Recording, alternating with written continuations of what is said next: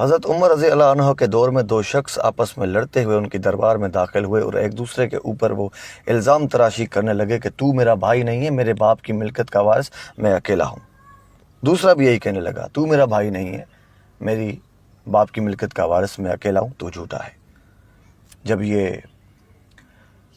فیصلہ حضرت عمر کے سامنے رکھا گیا تو آپ نے ان سے گواہ طلب کیے، تو ان کے پاس گواہ نہ تھے، تو فرمایا کیسے ممکن ہے یہ فیصلہ جب کہ تم ایک دوسرے کے اوپر الزام تراشی کر رہے ہو؟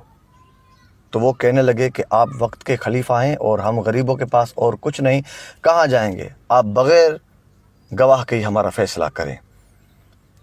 تو حضرت عمر خاموش ہوئے، سوچنے لگے۔ سوچنے کے بعد حضرت عمار یاسر سے کہنے لگے کہ شرع کے مطابق ہم نے گواہ طلب کیا لیکن ان کے پاس کوئی گواہ نہیں، تو اب یہ فیصلہ کیسے کیا جائے؟ تو حضرت عمار یاسر نے یہ مشورہ دیا، ہمیں حضرت علی سے رجوع کرنا چاہیے، کیونکہ آپ صلی اللہ علیہ وآلہ وسلم کی یہ حدیث مبارک ہے کہ تم سب میں بہترین قاضی علی ہے۔ یہ سنتے ہی حضرت عمر رضی اللہ عنہ نے حضرت عمار یاسر کو دعا دی کہ اللہ تمہیں اس کی جزا اور خیر دے۔ کیا خوبصورت بات یاد دلا دی، بے شک علی بہترین فیصلہ کرنے والے ہیں۔ آپ ایسا کریں، ان دونوں کو حضرت علی کے پاس لے جائیں۔ حضرت عمار یاسر فرماتے ہیں کہ جب میں باب العلم کے دروازے پر گیا، اندر سے ہی انہوں نے مجھے دیکھ کے ہاتھوں سے اشارہ کیا، وہیں لے چلو ان دونوں کو، میں خود وہاں پہ آ رہا ہوں۔ ہم وہاں پہنچے اور تھوڑی دیر کے بعد مولا علی بھی وہاں تشریف فرما ہوئے۔ سارا مسئلہ مولا علی کے سامنے پیش کیا گیا تو آپ نے ان دونوں کو الگ الگ کر کے ایک سوال پوچھا، سچ بتاؤ تم کون ہو اور ملکیت کا وارث کون ہے؟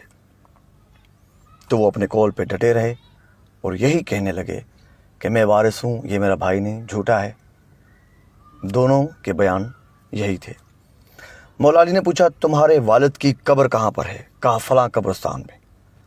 حکم جاری کیا کہ جاؤ اس قبرستان میں، اس قبر کو کھود کے اس میں سے ایک ہڈی میرے پاس لے آؤ۔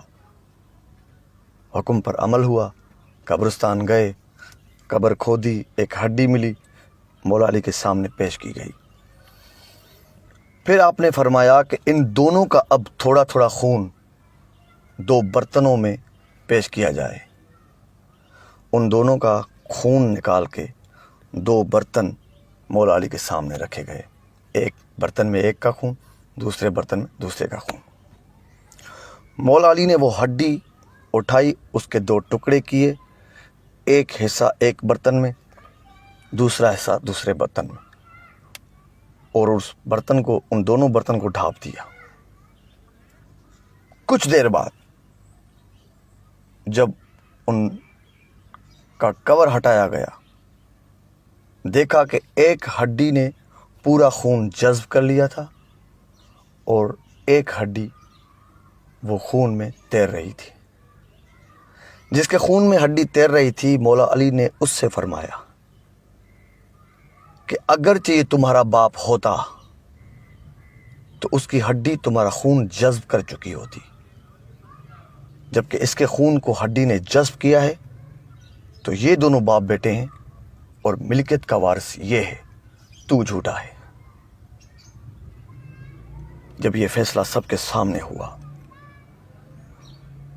تو سب مولا کی تعریف کرنے لگے اور حضرت عمر رضی اللہ عنہ آگے بڑھے، دونوں مولا علی کے ہاتھ مبارک اپنے ہاتھ میں لیے اور بوسہ دیا اور محبت بھری نگاہوں سے دیکھتے رہے۔ ان کی آنکھوں میں آنسو جاری ہوئے اور یہ فرمانے لگے کہ یا اللہ، علی کے بغیر اس عمر کو زندہ نہ رکھنا۔